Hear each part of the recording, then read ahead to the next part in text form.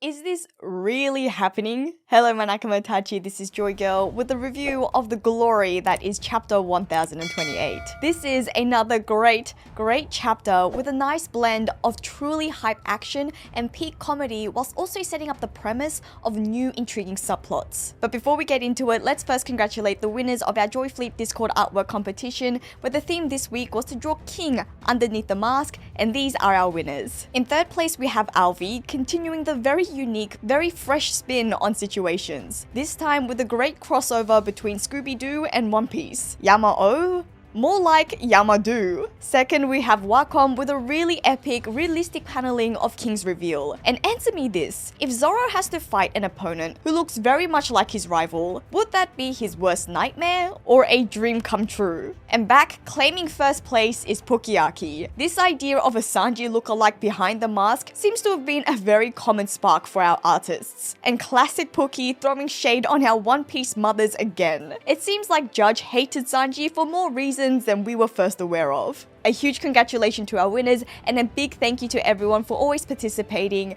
And as always, make sure to stick around until the end of the video to check out everyone's awesome artworks. Now, onto the review. The chapter started with the mention of one supposed failed experiment of a scientist and ended with seeing another so-called failure. This is a chapter structure that Oda's been employing for quite a few of the recent chapters now, where an idea is planted at the beginning of a chapter, built up throughout the middle through a different perspective, only to be brought back at the end in ore-dropping fashion. But believe me, we will discuss that moment later. So for now, let's start with the beginning with what seemed to be the setup for a potential big event post the Onigashima raid, where the Marines will move depending on the outcome of the battle, quite possibly even bringing Vegapunk along. If the content of the communication between these two CP0 parties get to Vegapunk, then as I've said in the past, it's likely that he would like to see the results of his so-called failed experiment firsthand. This idea of the Marines and Vegapunk coming to Wano is a topic that has been a source of much discussion, and now this hint spurs even more ideas for future plot developments. For example, given that the Marines' plan on moving is contingent on Kaido's defeat, it seems even more unlikely that the raid will fail. Kaido isn't the only figure that the CP0 were worried about though, because as we have all predicted, it seems Robin is in danger with the Cypher Pol agents still after our poneglyph reading Ohara Survivor. Seeing familiar faces in Lucci, Kaku and Stussy was a fun addition to the chapter, and for me raises the excitement in possibly seeing a Straw Hat vs Cypher Pol round 2. And knowing the extreme developments that our crew has seen in terms of strength and abilities, it does intrigue me as to what these agents could actually do. The appearance of these former CP9 agents at Wano would actually be a nice case of the story coming full circle, with the Water 7 saga being really the first time that we came to see the true power of the Zoan Devil Fruits, which up until that point had seemed like the less impressive type of Devil Fruits in terms of combat power and abilities. So for them to come to a country filled to the brim with Zoans, ruled by perhaps the strongest Zoan fruit user we've ever seen, may bring about a sense of full closure. In any case, it was great to see a healthier Robin actually able to run on her own, and with Brook leading the way. It makes me feel a little bit more assured about the battle that is brewing in the fight to protect Robin. The threat of the world government awaiting close by also now raises the possibility of Momonosuke dropping Onigashima to where the ships are, but for this we'll have to see how close they actually are. But this does bring us to the midsection of the chapter concerning Momonosuke and Yamato. So during the last chapter review, I mentioned that I wasn't quite sure about how I felt about Yamato only playing a guiding role for Momonosuke, and this is a lesson that you should never doubt Oda, because true enough, Yamato is not done yet. Yamato embarking on a new mission to disable the bombs stowed in the Skull Dome strengthens my belief that Onigashima will be eventually dropped onto Flower Capital, but perhaps without the catastrophic explosion. Maybe the challenge now will be that Momo has to be able to hold the island up just long enough for Yamato to disable the bombs. For me, it also makes me think that Yamato will be running into some other pivotal figures in this new side quest,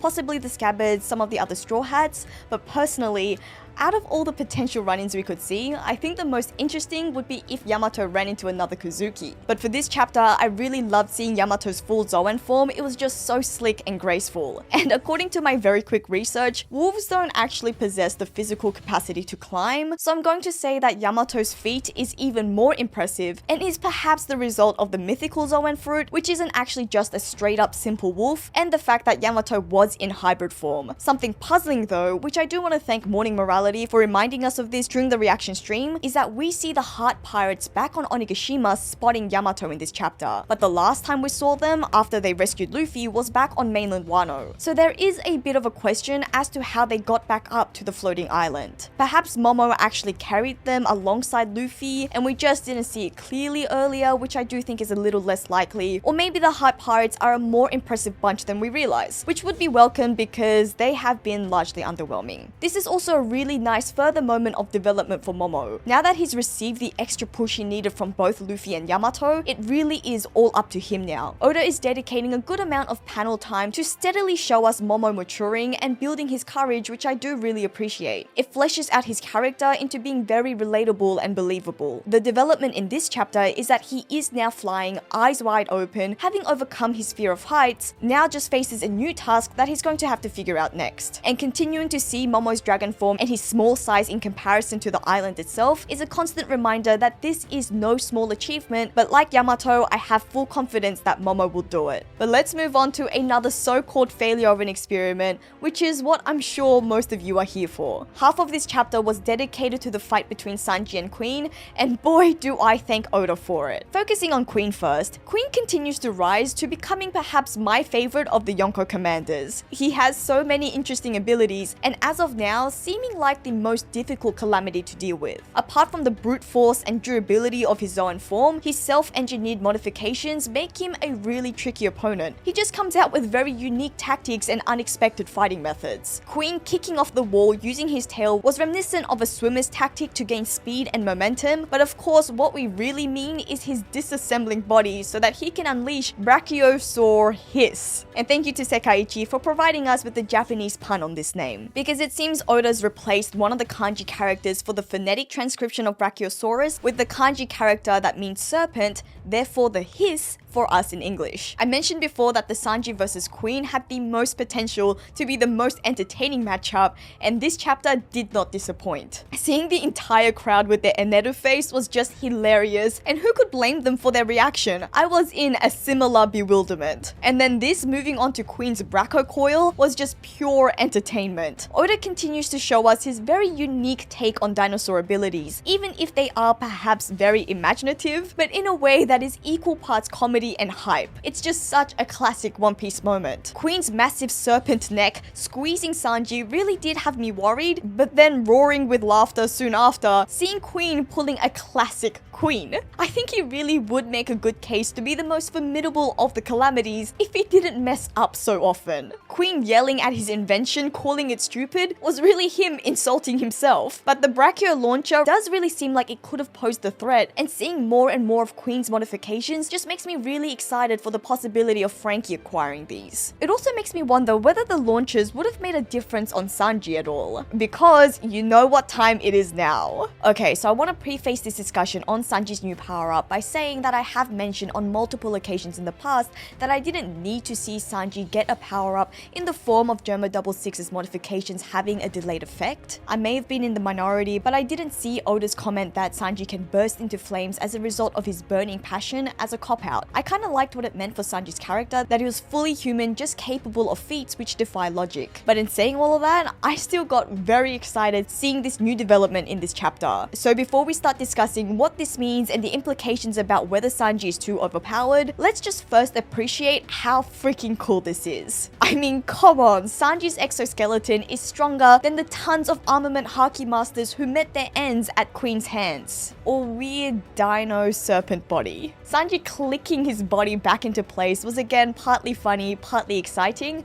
but then that next page, whew, that was just pure hype. Sanji just standing there with a simple response, ouch, and seeing Queen's broken sword, this goes up there as one of the best shots of a one-on-one moment that we've had on Onigashima. I've been trying to avoid the word epic when reviewing weekly chapters and have admittedly found it hard because I do think each chapter has been really fantastic, but this is a moment where I really do think that the word has to be used. This is a low-key, momentous chapter, and I read one of the comments during our reaction stream that it would have been hilarious if Queen had his shocked face in response to Sanji's new body, and whilst I do fully agree that that would have made for great comedy, the fact that we didn't get that does make me think that Oda intended for this moment to be as cool as it is. This seems to be an occasion when Oda wanted us to just see this moment for just its purely badass quality, unadulterated of any comedy or jokes. In saying that, something quite funny though is that throughout the whole segment, Queen had been goading Sanji into showing him his Germa tech, while Sanji constantly refused to use his raid suit. And yet Sanji inadvertently ended up showing Queen the capabilities of Germa anyways, and when he did, Queen was not pleased. And I do want to take this moment to appreciate that even without Sanji using the raid suit, or even before his exoskeleton fully came into place, Sanji was extremely impressive. His flames seem larger each time we see him use it, this time cooking up a mean dinosaur steak. And whilst I do hope that his flames remain unrelated to the genetic modifications, I am excited to see how Oda develops all of this further. And because I've also seen comments made about this panel that Queen made the mistake of not coating his sword with haki, let's get into the discussion of what this now means for Sanji's character.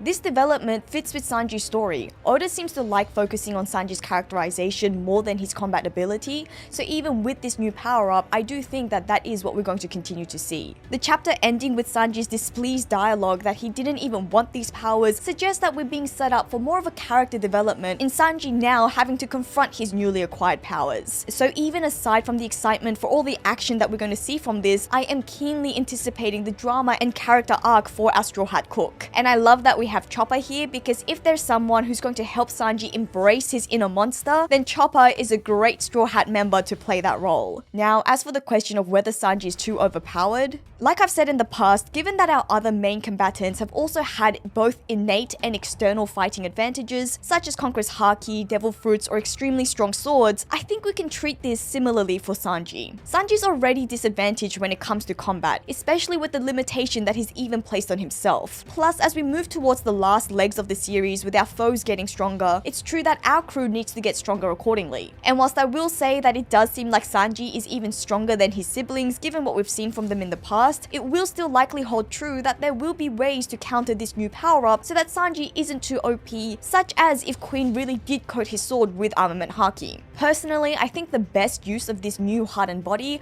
will be whenever Sanji is facing up against a woman. As was clarified against Black Maria, Sanji is unable to activate his armament haki when fighting a woman, since haki requires willpower after all, and Sanji has none against the ladies. So him having an exoskeleton solves that problem for him, unless somehow the exoskeleton disappears when fighting a woman. Because no matter what, I'm sure that Nami's fist will still somehow find a way to hurt Sanji. And speaking of Nami, we also got a color spread this chapter, which seems to be a celebration of Smash Bros, and I just want to point out that it seems like Oda really used this opportunity to draw out the resemblance of Luffy to a certain fiery sun god, and I always appreciate little details in these color spreads, such as the 800 on Usopp's goggles, which is a very fitting number in a callback to Usopp's 800 lies. Now, because I don't know much about gaming, I actually called Morrigan a Demonio Robin and had to do my research after the reaction stream, so I'll just leave that for you guys to inform me of all of the characters in the comments below. On that note, please do leave a comment below on all of your thoughts on this awesome chapter, and do like and share this video if you enjoyed the discussion. We are having a chapter break this week, so make sure to subscribe to fill your One Piece void. This chapter break, we will be back with another Let's Talk Wano episode, so make sure to stay tuned for the next collab. And we will be also hosting our second Joy Games, so make sure to join our Joyfleet Discord server if you haven't already, and remember that becoming a patron member will grant you special roles and powers within that server. Thank you to all of our patrons who help support the channel. This is JoyGirl, and I'll see you again soon.